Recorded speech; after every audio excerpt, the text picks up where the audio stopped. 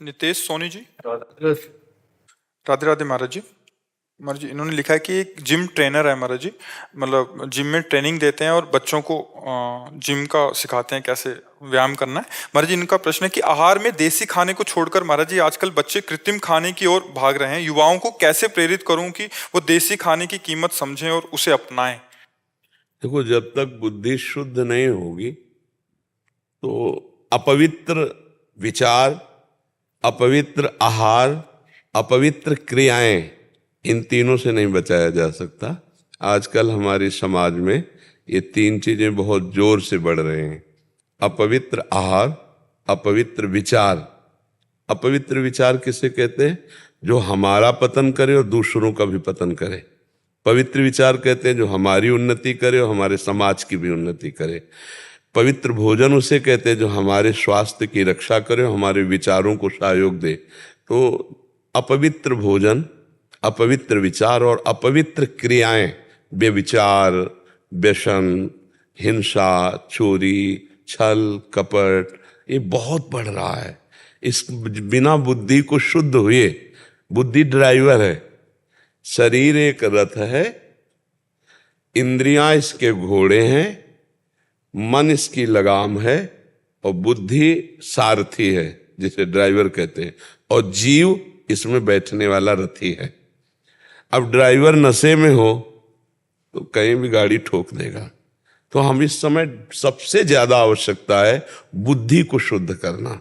बुद्धि शुद्ध हो जाए तो अच्छा ही न लगेगा। जैसे अपने लोगों के सामने कभी ये सांसारिक भोजन, होटलों का भोजन, तो एक मतलब अंदर से एक कि वो पता नहीं किस विचार से बनाया हो, किस पवित्रता से बनाया हो। कई दिन की दाल रखी हो जिसको अभी फ्राई करके दिया है, कई दिन का आटा लगा हो जिसकी रोटी बना के दिया है, और क्या क्या पवित्रता का बर्ताव है। और ज्यादातर अब खान पान के लिए रसेंद्री शुद्ध रसोई का बना पसंद नहीं करती, बाहर के, और वो स्वास्थ्य के लिए बहुत हानिकारक है। स्वास्थ्य जो बनता है ना, वो पवित्र आहार और पवित्र विचार। देखो, अगर लंगोटी का कच्चा आदमी है, देहाती भाषा में तुम्हें बता रहे हैं, तो कुछ भी करे वो उन्नतिशील नहीं हो सकता। जो व्यभिचारी पुरुष है वो नहीं, और अशुद्ध भोजन करने वाला व्यभिचारी हो ही जाएगा। तो लोगों की मान्यता है कि हम जैसे मांस खा करके, अंडा खा करके या ऐसे और आहार करके हम अपने शरीर को बलवान कर सकते हैं। नहीं, सात्विक और भजन बल का जो आत्मबल है, आत्मशक्ति है, उसमें बड़ा बल होता है। ब्रह्मचर्य, संयम और सात्विक भोजन में जो बल है वो गंदे भोजन में बल नहीं है। दूसरे जीवों की हिंसा करके आप अपने शरीर को पुष्ट कर रहे हैं तो आप आत्मबलहीन हो रहे हैं। शरीर बल भले आपका बड़ा दिखाई दे, और आत्मबल ना होने के कारण आप काम विजयी नहीं हो सकते, आप क्रोध विजयी नहीं हो सकते, आप अहंकार विजयी नहीं हो सकते। फिर आपके पास बचा क्या? आपका नाश करने के लिए आपका दुश्मन आपके अंदर ही बैठा है। काम, क्रोध, लोभ, मोह, मद, मत्सर, ये आपको ढेर कर देगा, कहीं न कहीं आपको नष्ट कर देगा। तो अगर बुद्धि शुद्ध हो तो आहार शुद्ध हो, आहार शुद्ध हो तो विचार शुद्ध हो, और विचार शुद्ध हो तो क्रियाएं शुद्ध हो। एक ये जो स्वास्थ्य है ना, एक ये सन्यासी की तरह जीवन होता है, इसमें बड़ा पवित्र जीवन जिया। अब तो केवल प्रदर्शन रह गया है, नहीं तो हमारे गांव में 10-20 लोग ऐसे होते थे जो तो सब मठा पीने वाले, रोटी और घी और दाल खाने वाले होते थे। ये तो अशुद्ध पदार्थ तो अब तो चल गया बहुत। अब तो जिसको देखो मैगी और पिज्जा और बर्गर और सैंडविच, अब यही भोजन रह गया, ले रह गया, यही रह गया, यही भोजन रह गया है।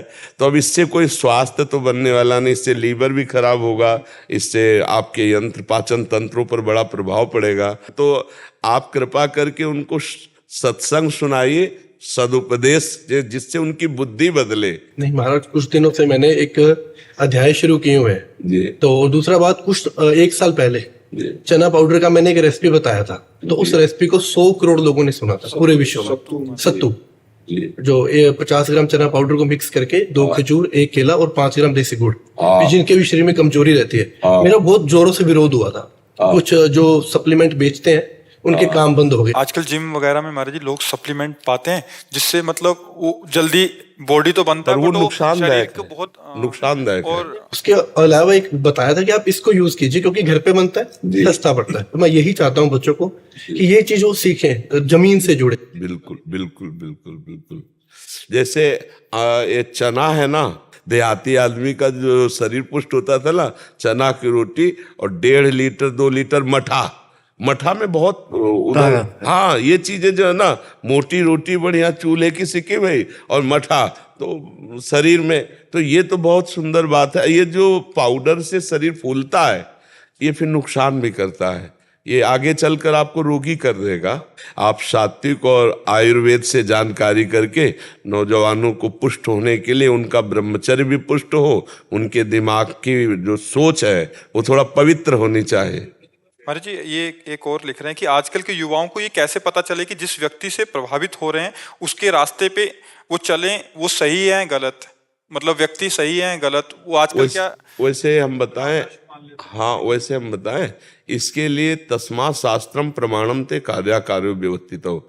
जैसे कोई कहे कि हम पीएचडी पढ़े हैं तो कुछ पीएचडी के सूत्र हैं, उनसे जानकारी हो जाएगी कि ये ढोंगा ही मार रहा है कि पीएचडी पढ़े हैं। ऐसे ही हमारे शास्त्रों में वर्णन किया गया है कि जो भगवत प्राप्त पुरुष है, जिसके आंख मूंद कर बात मान लेने पर हमारा मंगल ही होगा, चाहे वो गृहस्थ हो चाहे वो विरक्त हो, तो शास्त्रीय लक्षण लिखे हुए, निर्माण अमोहा जित संग दोषा अध्यात्म नित्या विनिवृत्त कामा द्वंद्वैर विमुक्ता सुख दुख संगई गच्छन्त्य मूढ़ा पद्मभ्यम तत्। जो भगवत प्राप्त महापुरुष है उसी की बात मानने से हमारा परम कल्याण होगा। पहला लक्षण, जिसमें मान प्रियता ना हो, सम्मान प्रियता, अपना नाम हो जाए, अपना यश फैल जाए, ये ना हो। दूसरा, जिसमें अपने परिवार और अपने शरीर का मोह ना हो। जित संग दोषा, कैसी भी परिस्थिति सामने आ जाए, कोई माता बहन कुछ भी कहे, वो कभी अपने धर्म से डिगे ना, अपनी स्थिति में, अर्थात अपने प्रभाव का भोग ना करे। जो प्रभाव से आप हमसे प्रभावित हुए तो हम आपसे कुछ शोषण वृत्ति ना रखें, आपका मंगल चाहें। जित संग दोषा, कोई भोग वस्तु, कोई भोग शरीर, कोई किसी भी तरह का वो हमको परास्त न कर पाए, हम अपनी सीमा में बने रहे, बहुत कठिन है।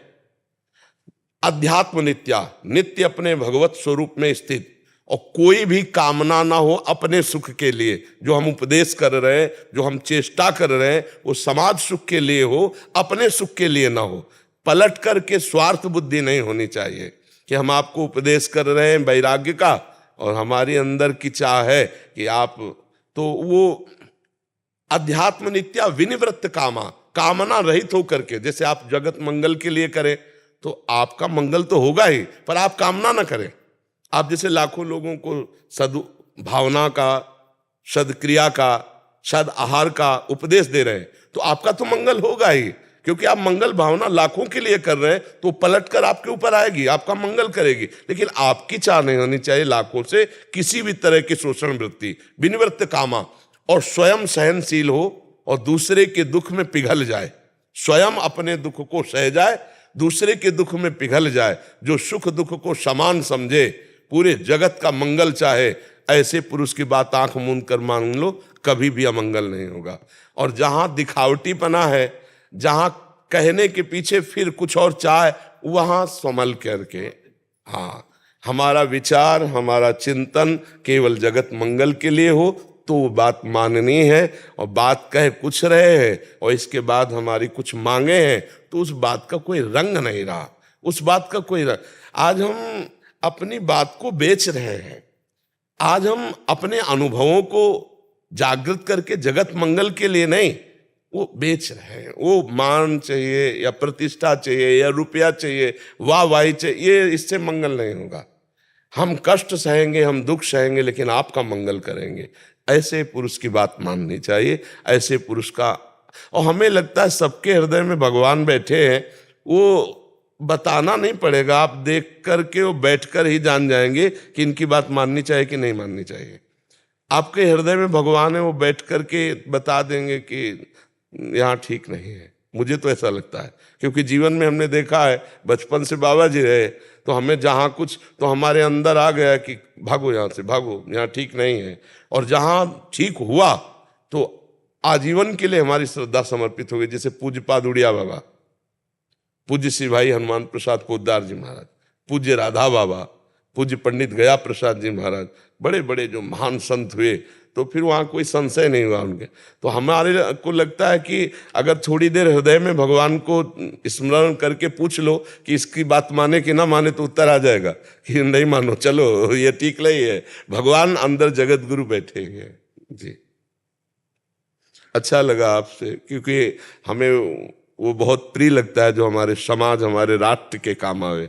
जैसे हम आर्मी के जन आते हैं ना, तो हम उनको संत की तरह ही उनका सम्मान करते हैं, क्योंकि अपना जीवन राष्ट्र के लिए दिए। ऐसे जो राष्ट्र की सेवा के किसी भी तरह से जुड़ा है, तो मुझे बहुत प्रिय लगता है कि हमारे समाज को सुधारने के लिए, हमारे समाज को सुख देने के। महाराज जी, इन्होंने एक चीज लिखा था कि ये पे हमें भी पता नहीं था, ये कह रहे थे कि आजकल लोग, बच्चे जो है ना, अब नए नए बच्चे हैं, वो पैसा कमाने के लिए आजकल ऑनलाइन सट्टा और जुआ बेटिंग आदि होता है महाराज जी, उसमें अपने माता पिता के भी पैसे लगा देते हैं। ये बहुत चल गया और कह रहे हैं कि बहुत सारे ऐसे तो हमें ज्ञान ही नहीं कि क्या होता है इसमें। क्या महाराज, जैसे पुराने टाइम में 3 ताश खेलते थे ना, वो भी हमें पता नहीं कि जुआ खेलते थे महाराज जी। आज जुआ शब्द से पता है। हाँ, अब ये ऑनलाइन 24 घंटे चलता है। अच्छा, मतलब ऑनलाइन में किससे खेलेंगे?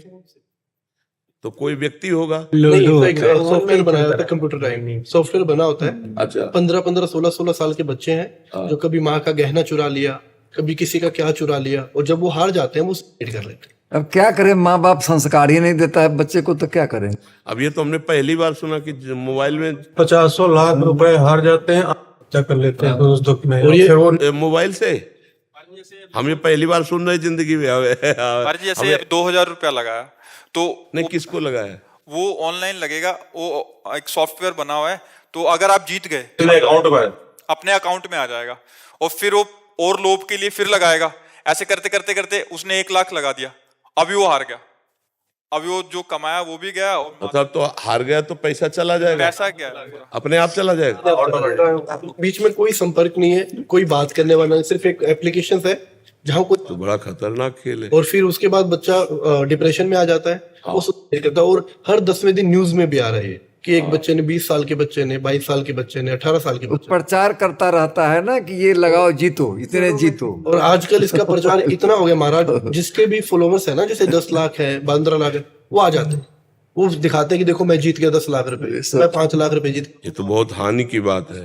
हाँ हाँ, बहुत हानि। अब कुछ भी चीज अपनी नहीं लेके आए तो ये नहीं बोलेंगे मैं मेहनत से लेके आया, उसका कपड़ा उतारेंगे और बोलेंगे देखो मैं तो यहाँ से 1 दिन में जीत गया।